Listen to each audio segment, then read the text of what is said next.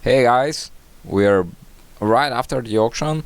I was as fast as possible trying to assemble all the information from the auction in order to uh, prepare and go with this season preview, which will include also auction review of sorts, not in depth, but just glancing over the signings. And I want to warn you in advance that I think this video will be quite long. I try to not go on too many tangents, but I have prepared here quite a few remarks or notes on each team. So we'll dive right into it, and I'll try to make sure to put timestamps in the somewhere in the comments or in the video description, so you can jump to each team and take a look, for example, only on your team or only on your division, whatever you like, in which order you like. Or you can of course watch the whole video once you have enough time, because I think my initial estimate would or optimistic estimate will be around 40 minutes for the video, but we will see how long it gets at the end. So first, we're gonna take a look at some overall figures from the last 3 seasons of the auctions. I'm not going to read each and every number, but basically this season the whole auction was very much comparable to the one from 2 seasons ago. So basically last year was the crop was a lot richer. We had more money to spend, and we spent a lot more of them. As you can see here, the 90 or close to 90% we spent from our money, and we are back to close to 80%. So basically we were a bit more conservative this time around. And here at the bottom we have the numbers of the hometown discounts, because I thought it was interesting to take a look, and you see that they are not at all significant in terms of number of discounts or the amount of millions that these players get. But basically, sorry, this season was pretty much comparable to 2 seasons ago, and not like last season when we had Nathan McKinnon get a max bid and other fireworks. So what we're gonna do now is take a look at each team in basically this format. So here we have the Beerville McLovins as an example team of superstars and all-time greats. And the same structure we'll use for each of our teams, and we'll go this time team by team, not division by division like we did 2 seasons ago. So you see here the name of the team owner, the logo, the division, the results of the past 3 seasons of the team. Here on the left are the auction signings of this year's auction, along with some signs. So the thumbs up is what I consider value signing or good signing, and the question mark is signing that might be a bit more risky or might not turn out as good as the owner hopes. And here on the center part is the depth chart, and on the right side are the 5-star team ratings. So the 5-star, I mean based out of 5 stars, in which 5-star is the best team in the league, and 1-star or 0 stars or half-star is the worst team in the league. So basically this is based on a rototype projections, because I cannot simulate head-to-head, but based on the overall projections for the players on each team, I have put together this total team projections. So for each category, so basically here we have the cap figure, I forgot to say that, but the cap scale here, and here is the cap figure for the team. So this for the Beerville McLovins, they're to the moon. So the cap is just a number. So, and to remind you all, the scoring category or the scoring of the rating includes the offensive categories, these 6 ones. The grid includes these 4, the penalty minutes, hit box, and face-off percentage. And the goaltending, of course, includes the goaltending. And this year we've added a rating for the farm, which basically measures the depth and quality of the players in the farm system. So, and at the end we have a verdict. So basically a 1-sentence description of what can the team expect in the coming season. So that this, like I said, this will be the format in which we will go through each team. And another different or slightly different thing from the previous seasons is we'll go in alphabetical order, not in division order. So we'll start and from A and go from there until Wolfsburg is right at the end with the W. So I think that's about it for introduction. So we can start with taking a look at the Atlanta Flames. So you see Vinny and Joey here. Vinny is of course the main guy who is running the team, and they had they weren't very active at the auction, but they had it seems 2 specific targets, and because they had 2 specific targets, both of their contracts got a little bit more expensive than they had probably hoped. So they both fall in the questionable category, at least for my estimation. And this results in their cap figure, their current cap hit being above the salary cap. So they will definitely have to make some moves before cut down day to solve their cap situation. And what else they have to do is to basically balance out their roster, because currently they lack players to play right wing. So maybe they swing a trade to move some player or prospect or some salary and get back some right winger. And as you can see, their overall categories, they are not really impressive. They're not bad. So if you see here, the stars, 2.5 stars is average, so they're slightly below average. And their goaltending is rated 1.5 stars. So if you look, Marc-Andre Fleury, he had an amazing season last season, but now he's no longer playing behind the Vegas defense, and he's now in Chicago. So first, this was one of the worst defenses last year, and second, I don't think anyone can, or many people will expect Fleury to put up the same numbers again. And so the whole Chicago tandem plus Bernier, who will likely be a backup in New Jersey, does not inspire a lot of confidence. But on the bright side for the Flames, their farm system is good, so they boast quite a few good prospects, and along with some that are projected to land on their active roster this season. So there is something to look forward to, and these are not their only good prospect.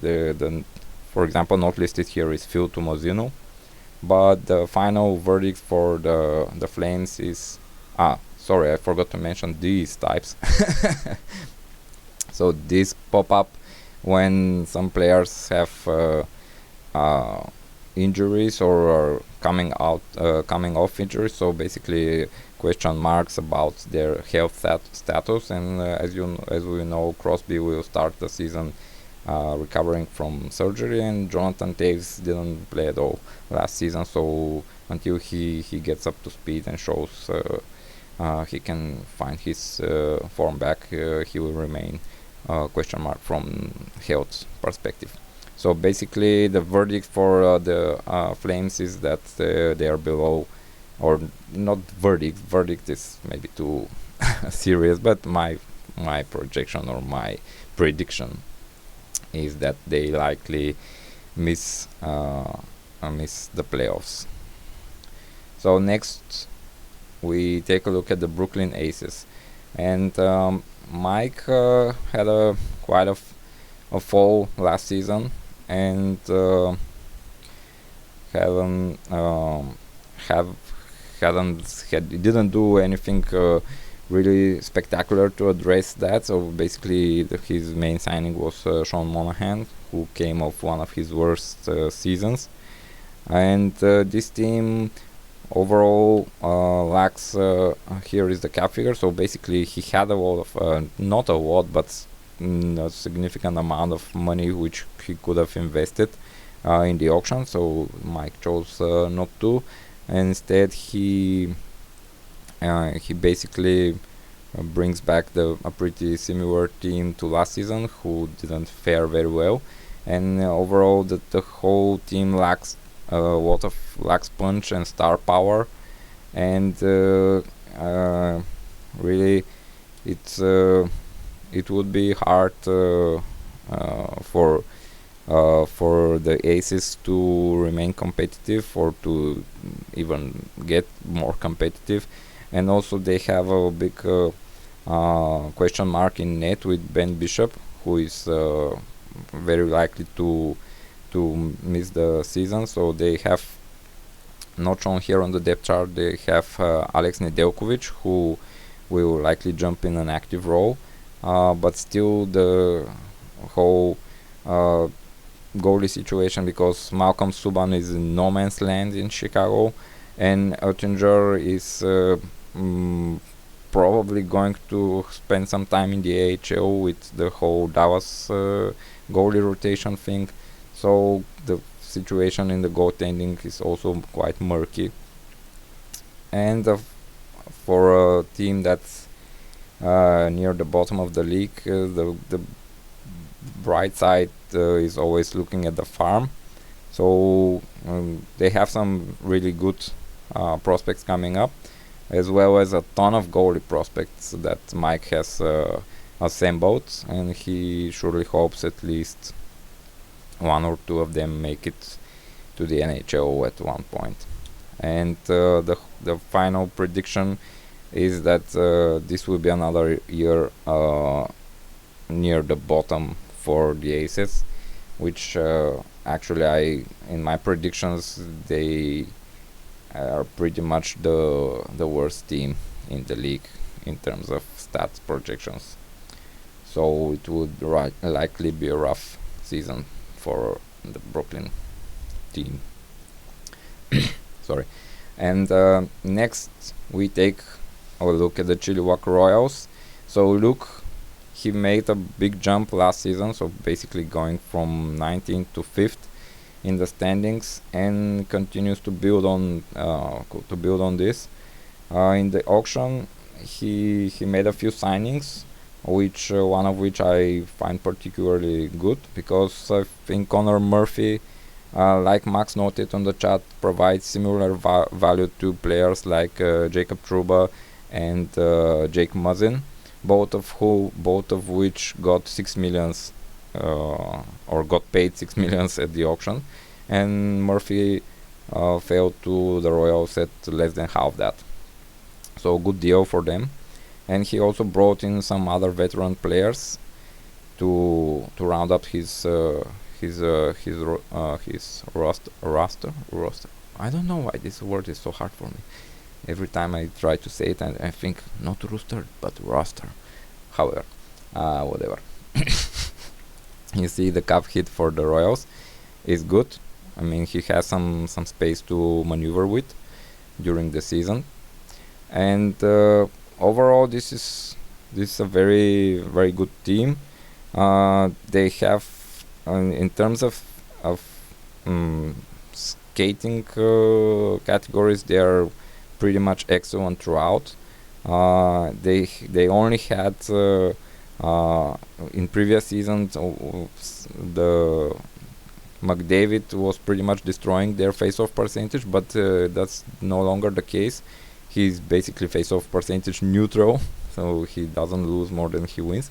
And they are well everywhere in terms of skating. What worries, or what they're lacking, is the goaltending. Not that Gibson is bad, but he's on one of the worst teams, and Aiden Hill has never been a starter in the NHL, and he's also on one of the worst teams in the league. So this does not bode well for the Royals, but overall I think that they are a very strong team.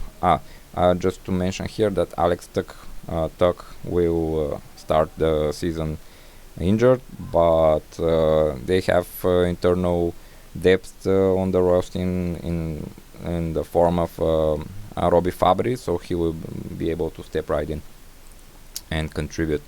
So basically they're good throughout in terms of skating, but lack in the goaltending departments, and I rate them as a contender, one good goalie away from title favorite. So I'm not saying Luke should trade for a goalie, but I'm just saying. So moving on to the mighty Camels and staying within the Smite division. The Smite division has most of the teams early on alphabetically, so we tend to get the attention early. And Clint has done a good job climbing his way up, and I think he's pretty strong again. Although he did make a huge trade to move out Ico, and in return got some future assets, but still he will definitely remain competitive. So at the auction, he overpaid a bit for William Karlsson, who was like, I think, I don't know, half an hour from getting signed at I think about half of the amount that he got signed at the end. But still, at 2 years for William Karlsson, I don't think it hurts the mighty Camels much in terms of their cap situation, although they are pretty close to the cap, but still I think it's pretty manageable. On the better side of the deals, although it's just a 1-year deal, but I think Garnet Hathaway as a 13th forward can provide very good value and some toughness to the Camels. And although he's currently listed as a 13th forward, he will likely start on the starting depth chart higher because of Silverberg's injury. But you see that on the ratings, on the star ratings, the Mighty Camels are a pretty well-rounded team. They're above average in every category. So good job on basically turning 1 star of scoring that was Eichel into 1 star of farm, which was in the case of the trade Alexander Holtz was the main return. And Clint also has Askarov, Rossi, and basically what he would likely want to solve before the season is that he has maybe 1 too many bodies on the D, and here not listed on the depth chart is Marcus Pettersson. So the Mighty Camels and the Pittsburgh Penguins have the same problem. They're paying Marcus Pettersson more than he's worth, and they I'm sure both teams would like to trade him for the right return. Anyway, my verdict is that the Mighty Camels are a solid playoff team that will be close to contending, so basically around the 4 to 7 spots in terms of standings, but another strong season is to be expected of the Mighty Camels. Moving onward to the Adams division and the Hamilton Tigers. So Cam was here we meet the first team who was pretty active at the auction, so he signed more than a handful of players, and of all of them I think they're pretty fair. Even Scheifele's contract at 10 million I think is pretty fair value for what he brings, maybe a tad over what he brings, but not really much. He's a very reliable point producer, and Cam needed a top center and went out and get it, and also signed him long term. So it's a pretty good signing. From all the signings, I think White Cloud has a good potential to provide maybe double the value that he was signed for over the term of the deal. And in terms of cap situation, Cam sits at 77 million flat, so he has a little bit of wiggle room for players, or maybe he needs to sign an entry level deal. He's not in cap trouble. He's done well, and as you probably all know, that the Tigers are now the only team that has never missed the playoffs since the league's inception. So he will definitely try his best to keep that streak alive. And one thing he would like to address, or he would have to address before the cut-down day, is that he will have to solve the goalie situation, because you see here the Mrazek, Tristan Jarry and Antiranta, but also Casey DeSmith is on the active roster, and all of those 4 goalies would require buyout to be dropped, and I'm betting Cam we would explore some trading options to solve his goalie situation. And yeah, the farm for the Tigers is not the deepest. They have some good pieces in Heinola and Mercer, but after that it pretty much falls off. And I think the Tigers are again a middle of the pack team, but will likely still make the playoffs. So I'm predicting again a finish in the 8th to 10th place in the regular season. So another playoff appearance for the Tigers. And the next team are the Turtles, again from the Smite division. And Elliot made quite a run last year. He was very successful, and at the auction his main splash was signing Bergeron to a 1-year deal, which is of course quite expensive, but being a 1-year deal, it's not something quite risky or overly burdening for the team. And he also brought back Nick Ritchie, who at close to 3 million is a pretty good deal. What we can see here is Elliot is currently slightly above the cap, but that would be solved, I think, pretty easily with just some small contract being dropped or something else, or a trade. I don't know. I'm sure Elliot will figure it out. In terms of strengths and weaknesses of the team, you see that this team is lacking in terms of scoring, at least according to the projections, and it's very tough. So what I think last season the Turtles were boosted very much by Jack Campbell's very strong season, so basically career season. And within lies the risk for this season, if they're going to fall back, if Campbell is again a backup or a 1B option to Mrazek in Toronto. Also they have Swayman, which is again not a surefire option because of the whole Tuukka Rask situation in Boston, and also Ullmark coming over to actually be the starter. So the goaltending rating here for Elliott is a 3-star, but I could see it easily fall to a 2-star or even below if something goes wrong with both Campbell and Swayman. So I think it's a quite tricky situation for the Turtles, and I I doubt they will be able to replicate their placement from last season, and I foresee them being in the thick of the playoff battle. What is curious, and which we'll see later, is that the ratings for the Turtles and the Steelers are very similar, and I definitely foresee both of our teams with Elliott being neck and neck for the whole season and basically battling for the last playoff spot out of the Smite.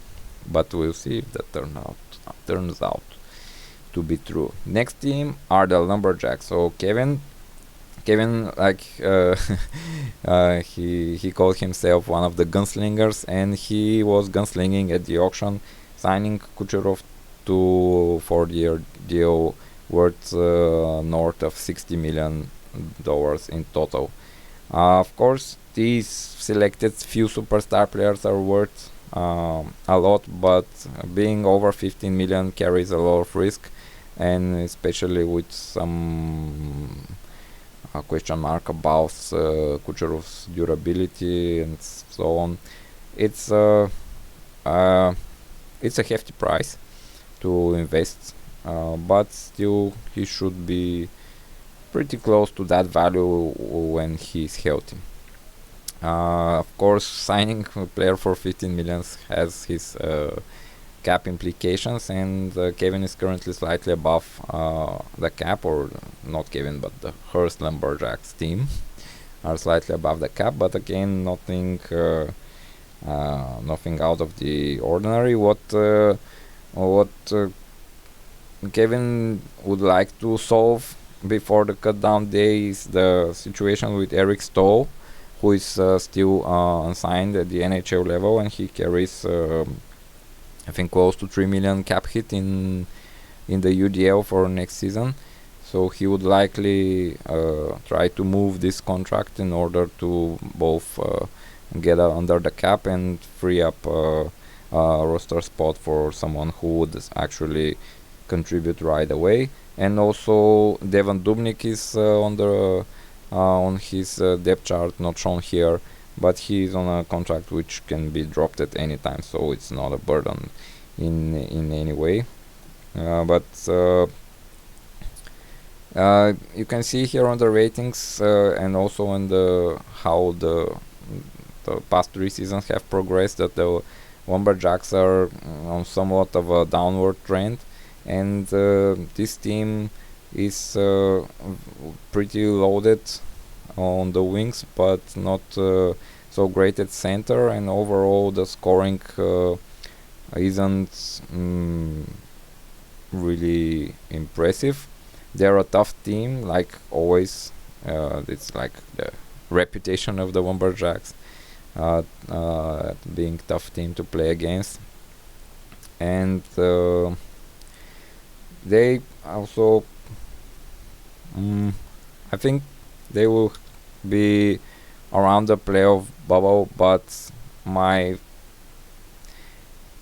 prediction is that they will fall slightly short this time. So basically, last year they called the last train for the playoffs, but I think this time would be more difficult. And of course, they kind of benefit a bit from being in the Patrick, which I again think will be somewhat weaker than the other divisions, but we'll see about that one too.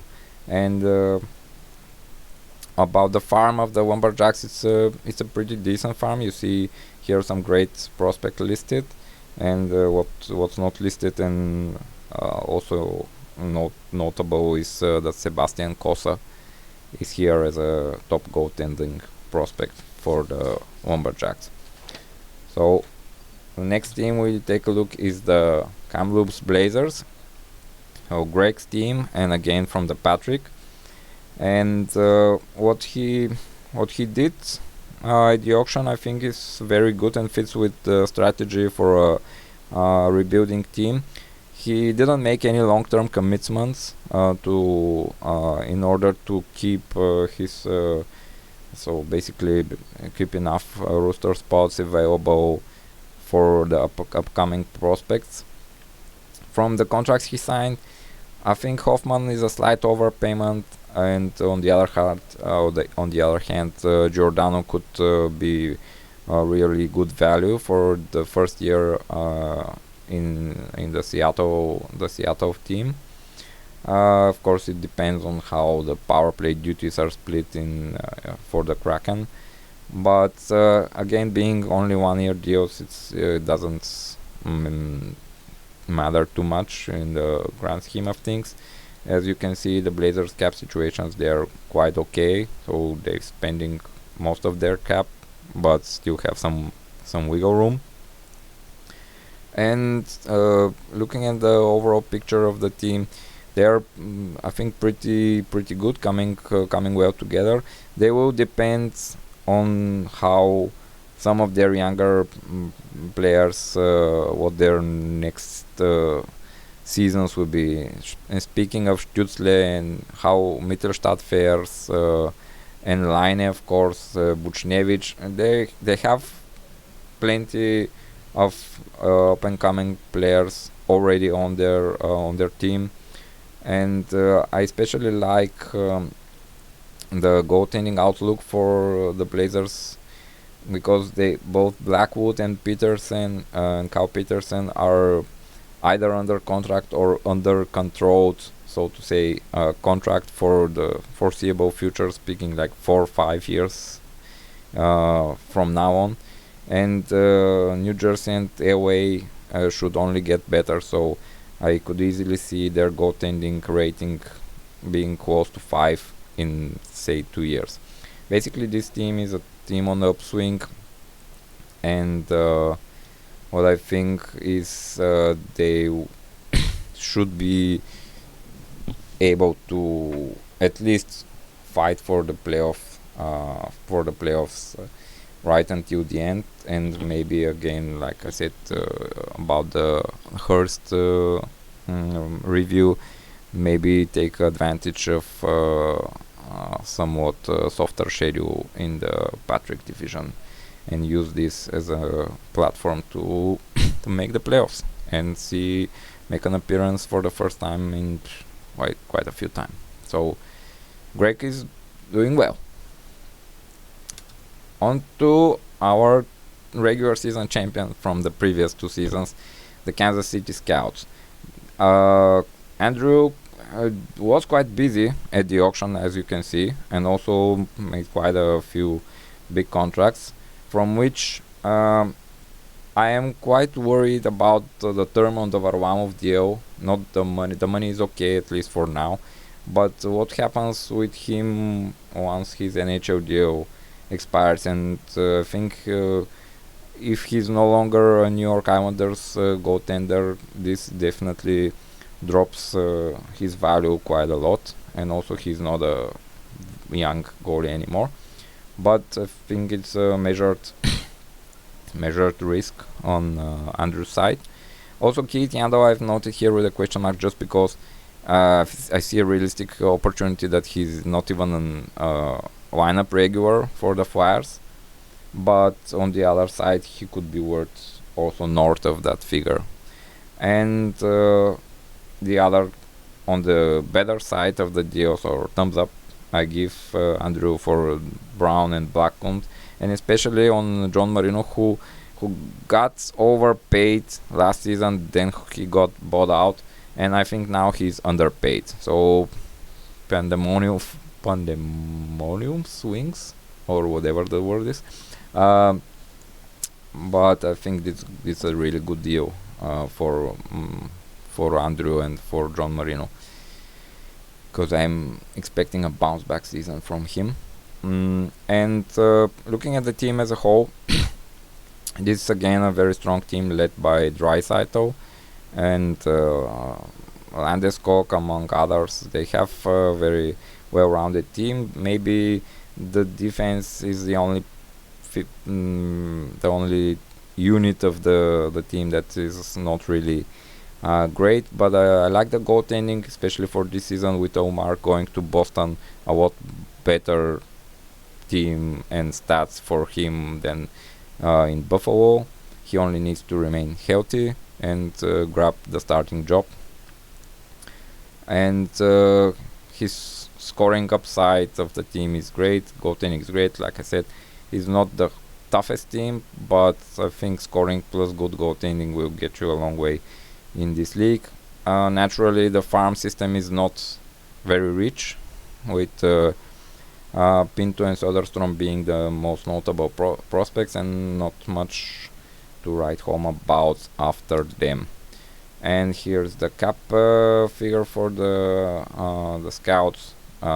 Pretty good, controlled under the cap, with some space to add a player or two.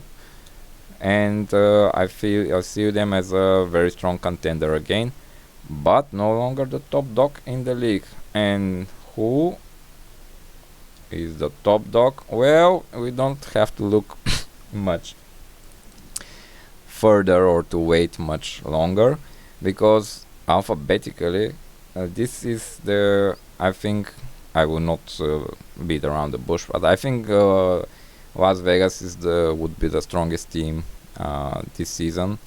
Mark has done a pretty good job, so he basically did most of his work in a trade prior to the auction, in which he acquired Vasilevsky, and I think that solidifies his goaltending quite a bit.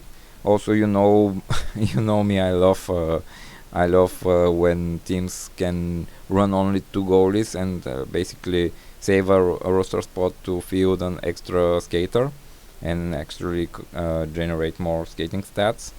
So I'm giving like extra props to Mark for running with 2 goalies. And in the auction, I think Hornqvist can be value again, like he was last season. If he just performs even at 80% of what he did last season, it would be good. I think Philip Danault's deal at 4 years at 1.01 million is also great, and the others are below 1 million. So basically, if something hits, it's a bonus. The cap figure for Mark is 80.3, so basically he's right up against it, but not in any immediate danger of exceeding it. And you see that Mark has been, or the Ice Dice have been, a solid team throughout the last few years, and are looking to basically make it just one step further. And I think they, especially in the regular season, I think they should be very much near the top or at the top of the league. They are, I want just to note, they are the only team that got a 5 stars rating for the scoring stats, for the scoring categories, and it wasn't even close. Basically, they are slated to dominate the scoring categories. And if you look at Panarin, Stamkos, and the Brinkat, and especially on the blue line, it's the most one of the most frightening blue lines you can assemble, with Fox, Letang, Pietrangelo, and Pionk is very underrated. So basically a very good team. Of course, the farm isn't great, but what can you expect from a team that's finished near the top of the league? So basically most of his recent history. So he will not be too worried about his farm, at least for now, especially if he can win something in the league this year. So good luck to him. Now on to Lynch Open's and Brad's team, who had a pretty controlled auction participation. So basically he got out and signed Muzzin, and for my money he paid a bit too much for him, especially for 4 years. I think Muzzin could be worth 6 million for 1 or 2 more seasons if he is healthy and plays to the best of his abilities, but it's a bit of a stretch. And Brad used his European intel knowledge to sign a European import in Gregory Hoffman, who he obviously believes has a shot at sticking in the NHL. His cap is right above, up to the cap, so his cap hit. He's close, but he has a room for one free agent pickup. And also, he's looking at his team composition. He's also in need of some internal shuffling to fill out his right winger positions, or he will, I don't know, maybe make a trade or something, or wait for some of his left wingers to get dual eligibility. Probably we'll see. And what else? Domi will start the season on the injured reserve, so he will be replaced on the depth chart by some of the internal options, also from Columbus, likely Texier. And I think that's you see also the prospects here. So Brad's farm is pretty good. I think he has some home run swings in his prospects, which most of them are Europeans.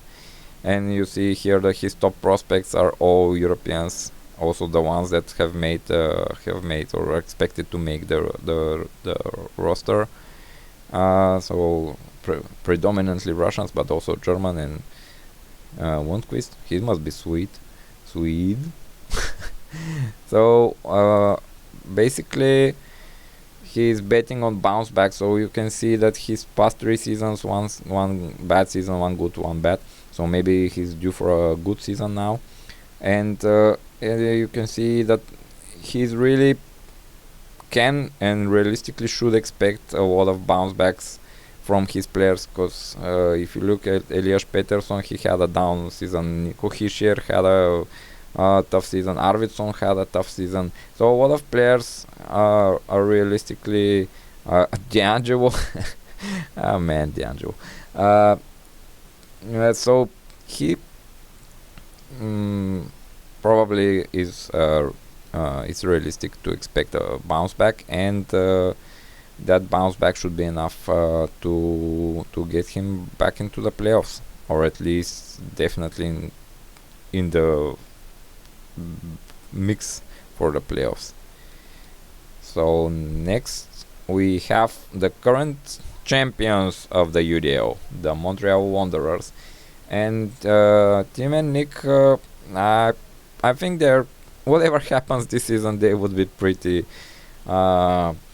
happy with their success from last season. But they were not just resting on their laurels, so they went out and signed quite a bunch of players in the auction. The Mike Smith contract is the one that gives me a bit of pause, especially the term.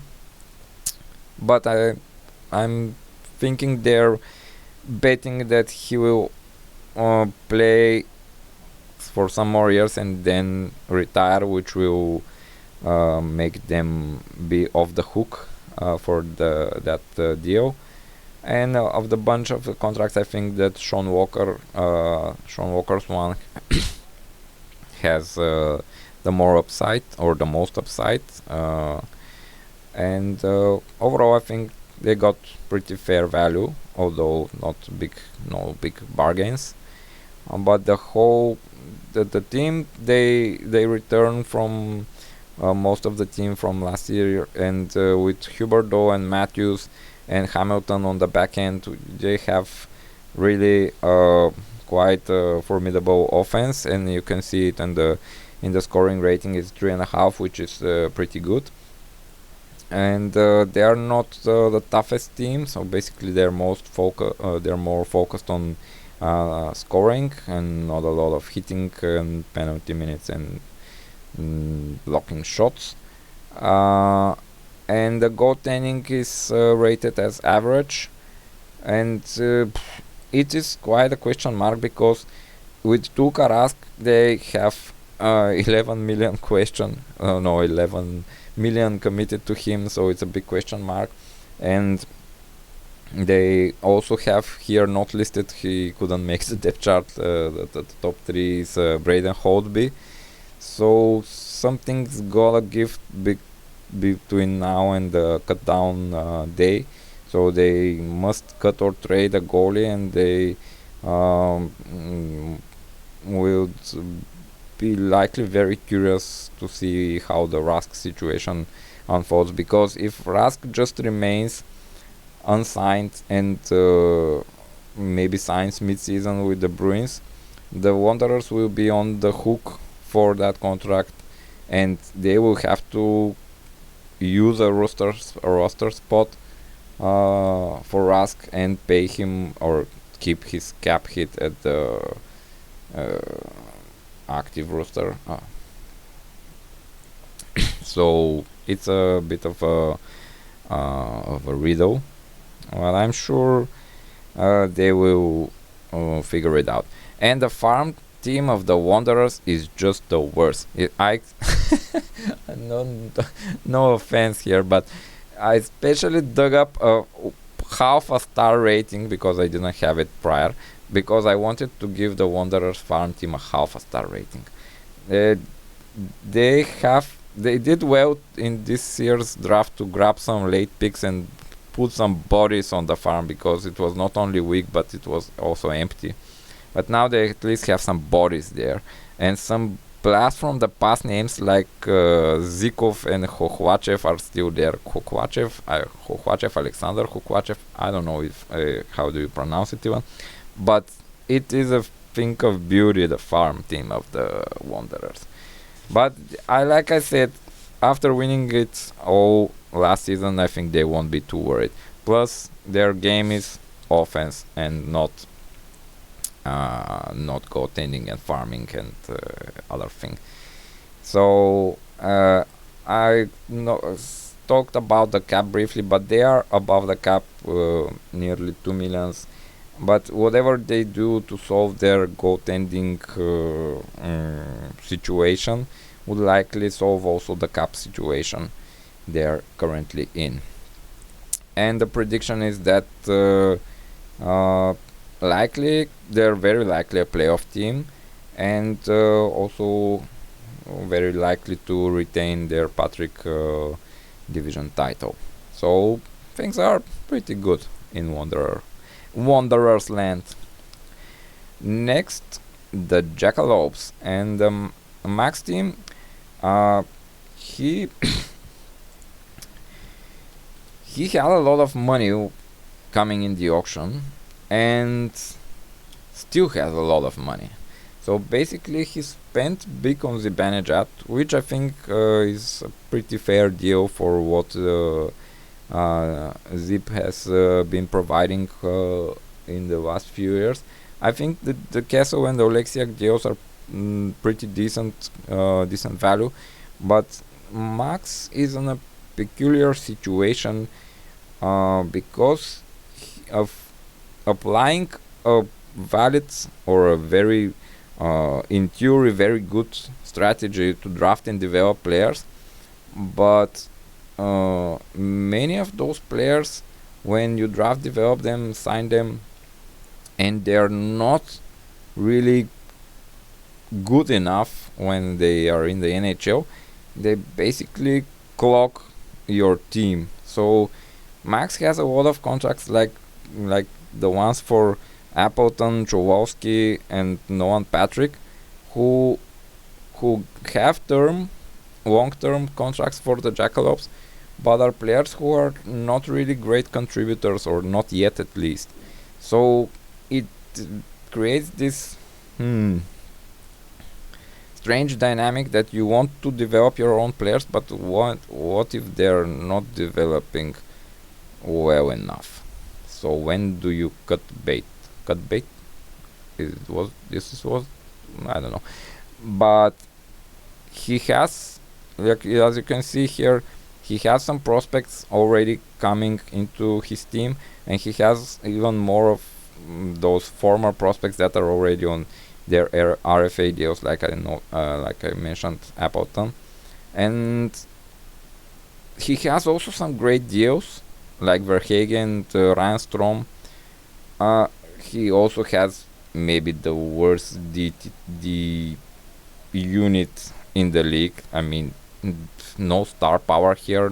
Basically, it's very lacking, at least until some of the prospects take over. But currently, this team is not spending money. Even if he wants to spend money, he has no available roster spots. Roster. Fuck it. And I'm sure Max is aware of all of this and is eager to solve it and to basically add more firepower to his team. But its current state, it's definitely lacking, and I think it's not enough for a playoff push for this season, because the whole skating categories Max is lacking in the projections of nearly all of them, and goaltending four-star rating is mostly based on Grubauer's stats from Colorado, and now Max has the Seattle tandem, and how well will Seattle fare, nobody knows. If they're a decent defensive team, that would bode well for Max, and it would warrant this 4-star rating. And Spencer Knight he looks great, but it's also not clear how much time and how many games he will get this season. And on the bright side, the farm is great, and it has mostly always been great for the Jackalopes because of the draft and develop strategy Max is always applying, and he's good at that. So apart from the players listed here, there are also other good prospects like Coronato and Timmins and Yannick from Arizona. So basically things are not bad, but at the moment they don't look very good either for this coming season in terms of perspective. And also the Alums is quite tough as a division. On to speaking about the Alums and tough, and the Sour Bears can tell us all about it. Although last season they managed to break out of their rebuild, and actually I think they're overachieved a bit, and we'll need to really get some good production to be able to keep this spot they achieved last season. They made a few signings at the auction, from which I think Craig Smith is a very good value, because he has little to no competition for a top 6 spot in Boston, and Boston is still a formidable team. So at 1.5 million, it's a no risk and potentially pretty good reward signing. The cap situation for Will and his Sour Bears is also pretty good, because being a team coming out of a rebuild, they have no huge salary commitments. So and he hasn't made one via the auction. So he's still building on his in his young team. As you can see, the blue names are prospects that are coming through. And Zegras is the big name that many expect to burst onto the scene this season with the Anaheim Ducks, and we'll see if that happens. But basically, the projections are, I don't know, not too kind towards the Sour Bears' chances. Not that they're a bad team, but average in scoring. Pretty much below average in grids. In fact, they're one of the softer teams in terms of, especially hits and penalty minutes. And goaltending is above average. And with Carey Price and Demko, if Price has a good regular season, we saw he can be good in the playoffs. If he can be not as good, but at least half as good in the regular season, the goaltending rating for the Sour Bears might actually be higher. So goaltending is a strong point for sure. And as is still the farm, and here are some of the top players, and they're not. There are also other prospects here like Kevin Addison, Jonathan Bergen, and Ozzy Wiesblatt. And also there are other players around the team on the depth chart. So basically 13-14 players like Michael Bunting, who is still on also on a prospect contract. So there are things going for the Sour Bears, but I still think his main goal will be to prove last season was on the fluke and maintain his spot in the playoffs, which again it will not be easy, I think. The next team are the Quebec Ramparts. So Vince was very active again, and I must commend him for that. Since coming into the league, he's out to rebuild the Ramparts, and as you can see, he bottomed out last season, and I think he will start building up from this season. But being very active, he messed up my visuals here, and so I couldn't fit all his signings on one page or on one column. So here are all of his auction signings. A total of 14 players were signed by him, and some good, some not so good. So basically, I don't think it's any particular bad moves, but just have some risks. And as with each $15 million handed out, there is significant risk. Although Barkov is, I think, pretty pretty close to being able to provide this value for the duration of the deal. We touched on the Trouba deal, that he's maybe slightly overvalued. On the flip side, I think the Philip Forsberg signing would very likely be one of the best bargains of this year's auction. I was actually surprised at this rate. The Tigers didn't try to resign Forsberg, since they also had the discount option. But I think at $5 million, Forsberg could easily be worth maybe at least 7 or 7.5 over the duration of his deal. His numbers last season was just too bad, and Nashville doesn't really have too many other offensive options, so he will get his opportunities in any case. And I like Sharangovich, and I liked him last season, but I hope it's not the case, but I hope it doesn't turn into another John Marino deal for the Ramparts, who signed a good-looking rookie to a long-term deal, and then he slumped in the next season. But we'll see with Sharangovich. And Balen Wenberg, I think you cannot go wrong with that, especially with Wenberg expected to be the top center for the Kraken. So he will also get a lot of good ice time. And with so many signings, it takes its toll on the cap. So 85.3, close to 4 million above the cap for the Ramparts at the moment. So Vince will have to keep working and keep being active to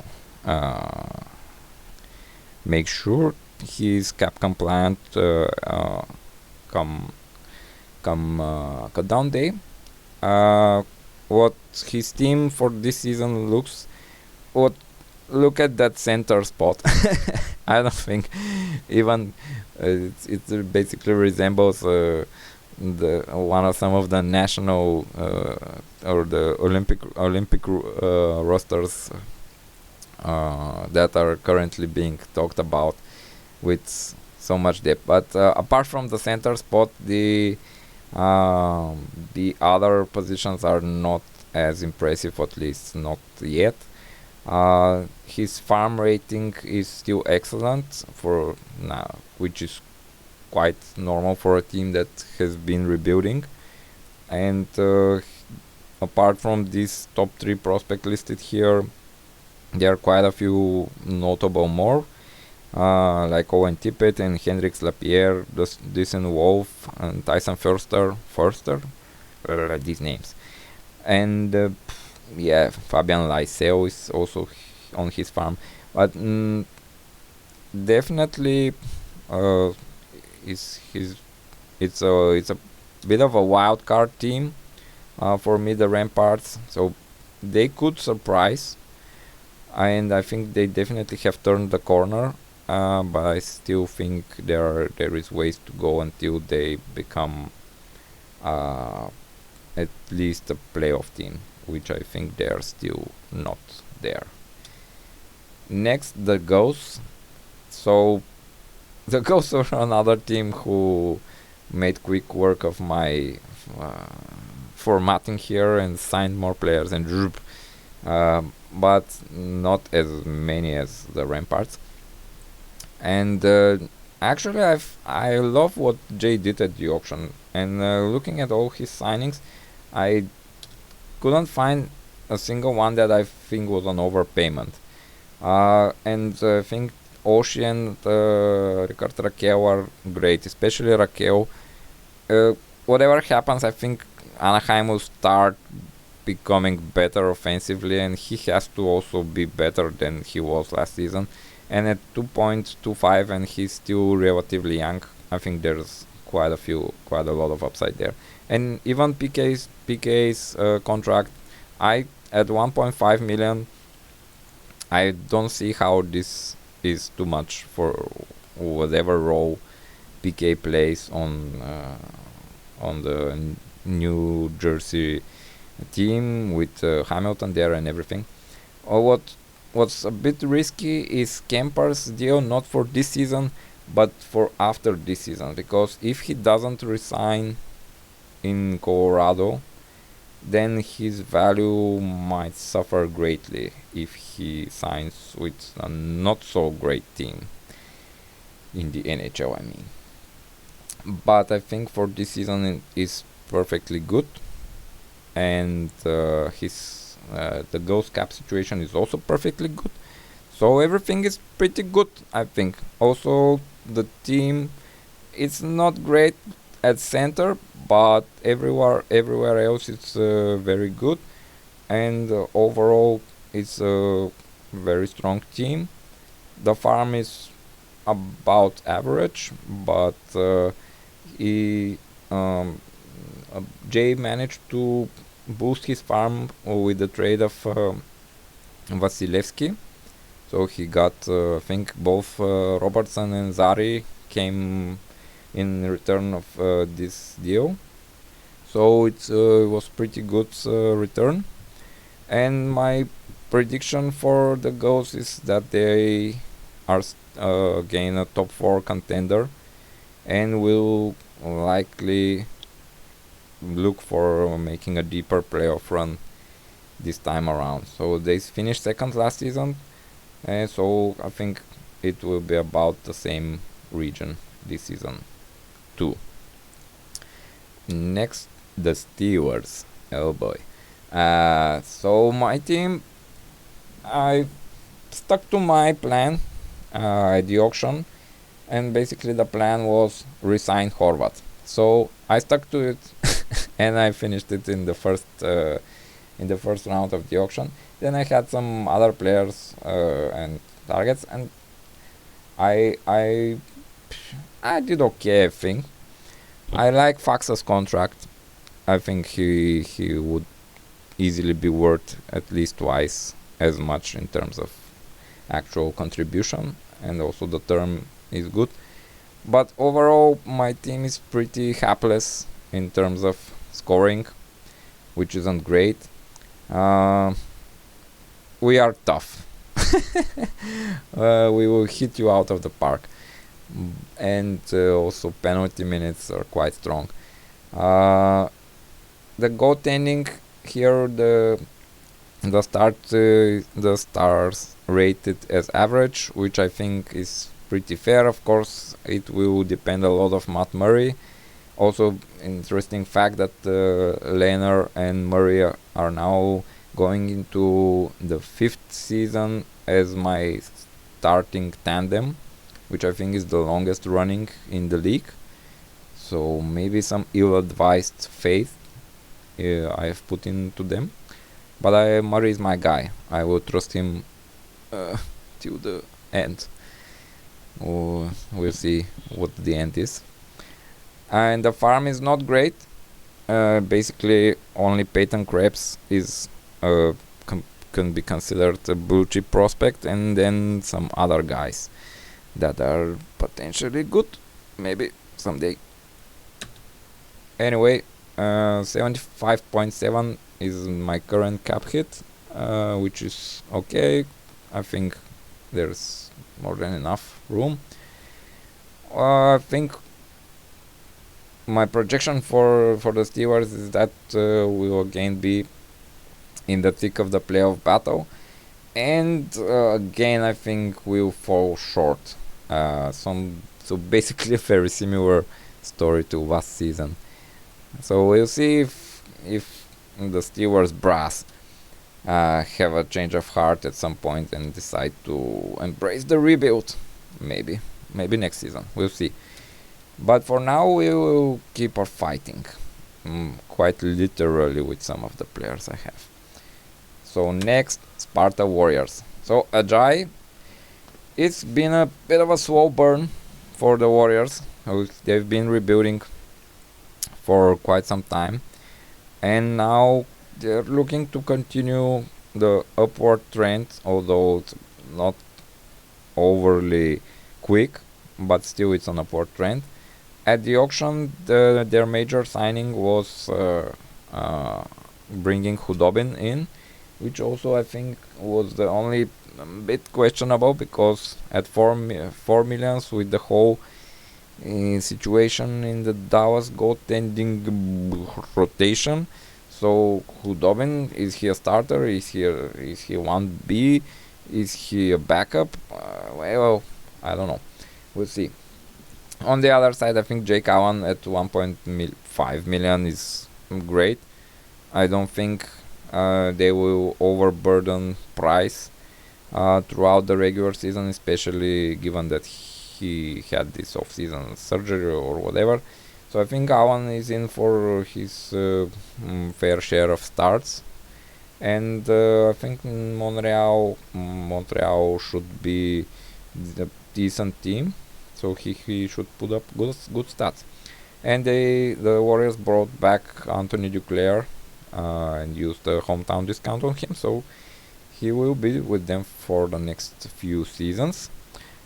So on the team composition, the team lacks a bit of scoring, and also the center spot is like still unsolved, with Sam Bennett listed as the top center. But on the other hand, the left wing is loaded.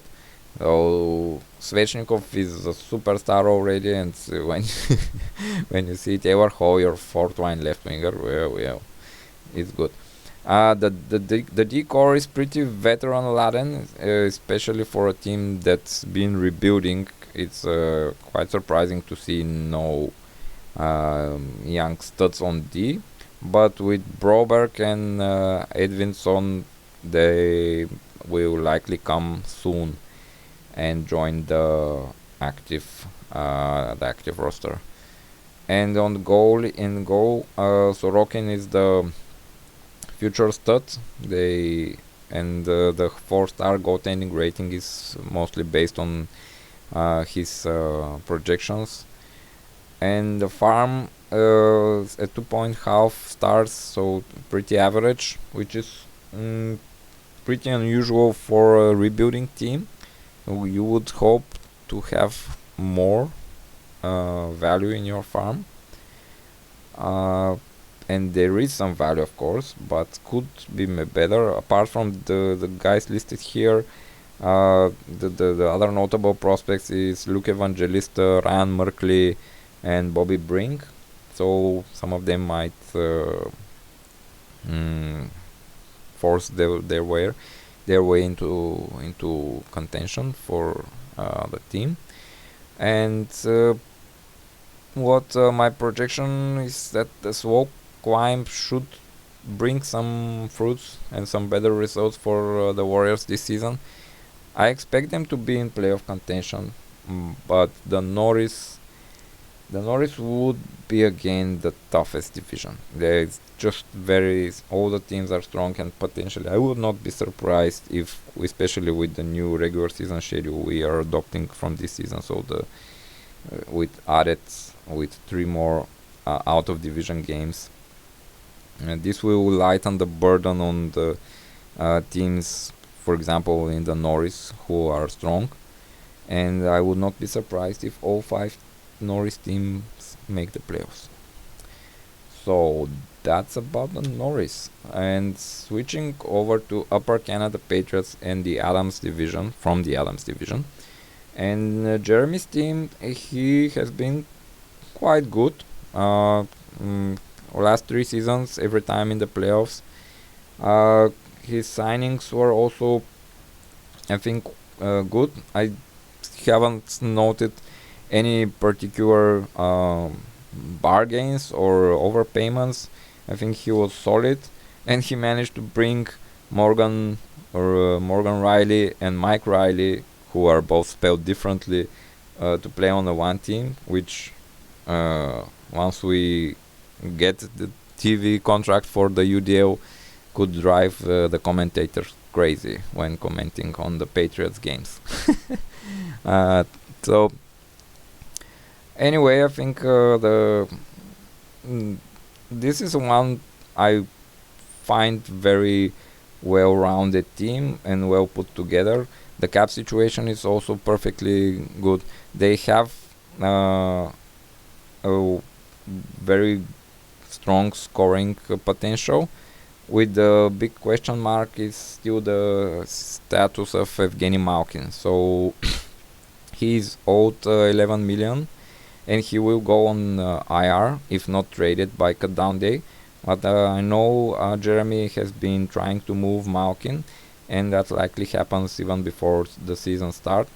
And as even without Malkin, I think the Patriots still have a very strong team, and the only a little bit of weakness is their goaltending, and not that it's a weakness, but it's not very deep for me at the moment, with very heavily relying on Binnington. Assuming Jonathan Quick will be a more or less a clear backup in away, so his starts will go down. But I think this could pretty easily be addressed at some point at the season, if Jeremy so sees fit. And also the farm is pretty good, and actually the 4-star rating for the farm is the highest of any of the contenders. And yes, I see the Upper Canada Patriots as a contender again, and one in a team that can challenge the upper echelon of teams like the Ice Dice and the Scouts, and he will be a tough out in the playoffs. And the last team on the menu, so alphabetically of course, is James's Wolfsburg Grizzly Adams. This is another team coming out of the rebuild that things have not been as smooth as hoped. For example, last season they were surely hoping to make another step forward. Instead, they took a step back. But this team is pretty strong. They made select few signings at the auction and stuck with their strategy to build the team with youth. So they didn't, I would assume they didn't want to block the roster spots for long, so they only signed 2 1-year deals.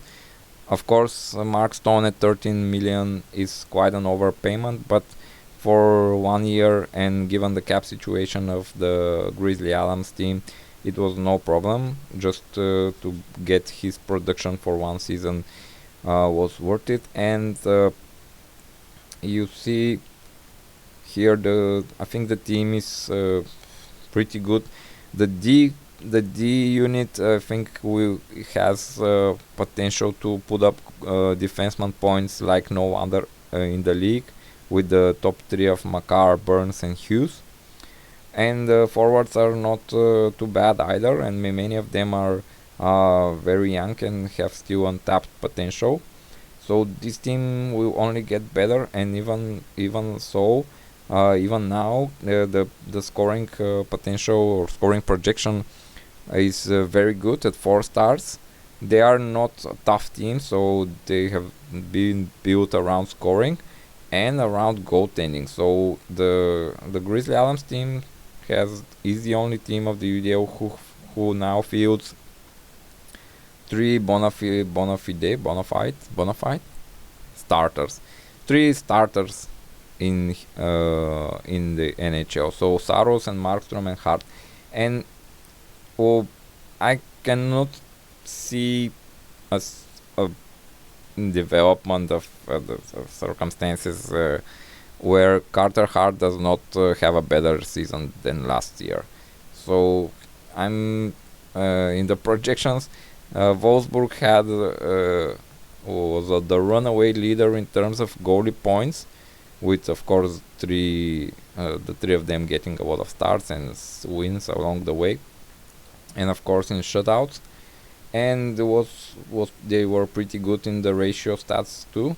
So they get, I think they are one of 2 teams to get a 5-star goaltending rating, and also one of 2 teams to get a 5-star farm rating. So they are very good, I think, already, or they will be good. Of course, the question mark around Kaprizov remains, but I think the rebuild is finally done.